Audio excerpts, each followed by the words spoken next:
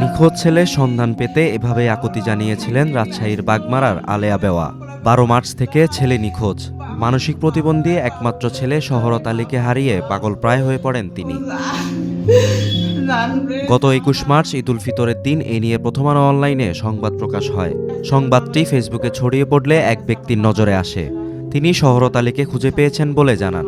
তার সহায়তায় 23 মার্চ ছেলেকে খুঁজে পান তার মা। ছেলেকে ছাড়া এবারের ঈদ মাটি হয়ে যায় আলেয়ার। তবে ছেলেকে পাওয়ার পর ঈদ আনন্দ কয়েক গুণ বেশি হয়ে ফিরে এসেছে তার বাড়িতে।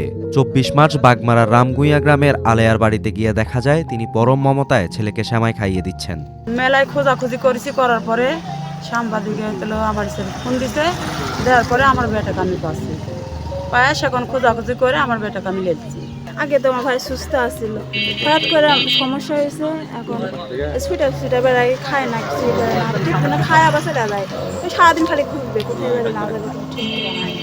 স্থানীয়রা জানিয়েছেন দরিদ্র আলেয়া বেওয়া অর্থের অভাবে ছেলে চিকিৎসা করাতে পারছেন না।